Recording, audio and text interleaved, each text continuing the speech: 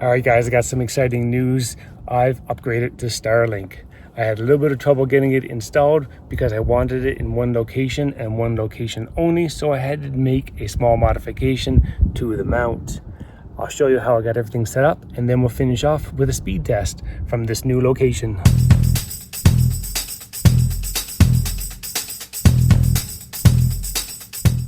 Okay, so long story short, I live in a rural neighborhood and my house isn't wired to the internet. My only option was to use a cellular home internet package, but the network is oversold and the hardware has issues.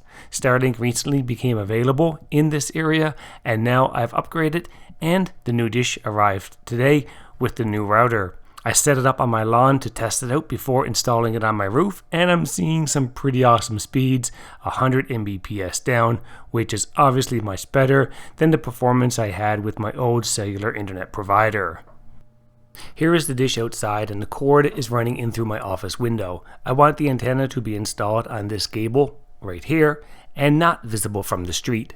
This location is easy to access for installation and maintenance purposes, and I don't need a ladder. I should have no obstructions to satellites up here, and the dish will be protected from the high winds that hit from the northwest. Winds are still going to get at it, so it needs to be sturdy and it must look good and clean.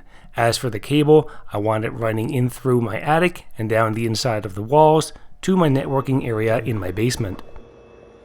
So when it comes to Starlink mounting options, I do have a few options. The long mount might work, but I don't think I would have enough clearance from the roof. The pivot mount wasn't an option when I was planning this out, but it could be a good choice, except you might not hit a stud, and I'll be nervous about drilling holes into the shingles even though it's near the edge. You can buy cheap mounts on Amazon, but I couldn't find one small enough that fits this area right, and the pipe size just wasn't correct either, and in my opinion they all looked a little too clunky. The option that I'm going to go with is the short mount, knowing full well though that I may need to extend it a little bit. The mounting surface is thick fascia board, so I know it's going to be sturdy. So I picked up the short mount from Starlink, and here's what's included. We have the metal mount, which actually feels really strong and heavy. This is the little plastic cover, an install manual, some cable clips, and a bag to carry all your gear when working on the install.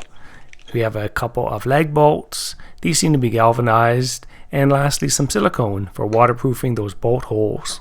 Okay, so here we are up here on the roof, and this is where I want to install the mount. Now it's a good time to break out the Starlink app and check for obstructions.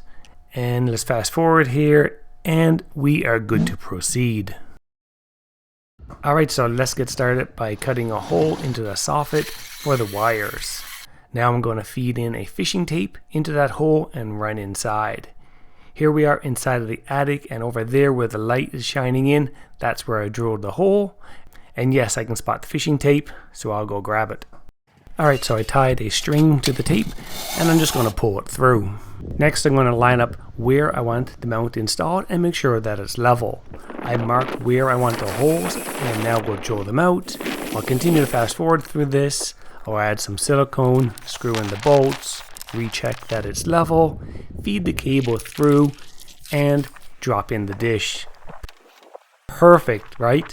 Well, not really. I tested the dish, it works fine, but if I were to stow it, the dish would hit the roof. So now the fun begins on making my extension mount to raise the antenna an additional 10 to 12 inches or 25 to 30 centimeters. I picked up some 1.5 inch square tubing, and let's make some cuts. There are several ways to do this, but I feel this is the best solution for me. So we have our short piece cut to get us around the shingle drip edge, and this is the extension. I'll clean up those edges to make this safer to work with. These are the drill holes for the part of the new bracket that will be between the house and the extension. I also drilled the holes for attaching the original short mount. Now it's time for a few coats of spray paint to prevent it from rusting. I'll add more later once I'm all done. But next we're going to drill in a couple of pilot holes for those large lag bolts. I actually want these to be inside of the tubing, so there will be less leverage on the overall extension. So I'll drill these larger holes so my socket will fit inside. Here is a look at the plan. I picked up longer lag bolts for attaching this to the house, and longer hex bolts with nylon nuts for attaching the short mount to the extension. And another quick time lapse of putting this all together. Perfect so far, I couldn't be happier. Up next, we're going to prep the junction box. I'll drill a hole in it to feed the wire through into the house, but I'm just going to notch the edge for feeding the wire into it because the connector on the Starlink antenna is huge and I don't want to deal with trying to find grommets to cover that up. I'm also going to use the large junction box here because I might add an outdoor Wi-Fi access point or some security cameras here later. And lastly, I'm going to add some ceiling to keep the bugs out of my attic. Now back out here on the roof, using the same holes as before, we're going to add some silicone and attach the new mount. With the wire fed through the mount, I can now drop the dish into place. Let's plug it in, and the dish has lots of room to move about, and I've cleared the drip edge. I'll call this a success. So now it's time to deal with the cables. I'll attach the junction box and feed the cables into the attic. Okay, so we're back up in the attic. Again, that's where the wire is coming in. Going along here. And this is where it's going to go down. So I'm going to put a hole right next to that one. When I drilled the hole into this piece of wood, it was a little too small, so I cut out a lower notch so that I could slide through. Pro tip, however, I didn't realize until after the install, the connection on the other end can be pulled out of the antenna and is much smaller and easier to work with. And here we are in the basement and the cable comes down through this opening. The Starlink router is powered up and the dish is plugged in. I can now connect the Starlink internet to my home network by plugging it into my switch. As you can see, I'm using the Starlink Ethernet adapter to give me a hardwired connection to my network. I definitely recommend this. Much less Wi-Fi congestion and faster speeds for hardwired devices. Okay, so let's run back outside and add some conduit covering to the wire. That looks good and it's protected from the sun's UV. The junction box has that little slot filled in and I'm very happy with how it turned out. And we're going to run outside here one last time and do a quick time lapse of stowing the antenna and resetting it to make sure that it's not going to touch the roof. So far so good. The extension looks like it's the perfect height. Alright, so now it's time to do our final speed test from the new location.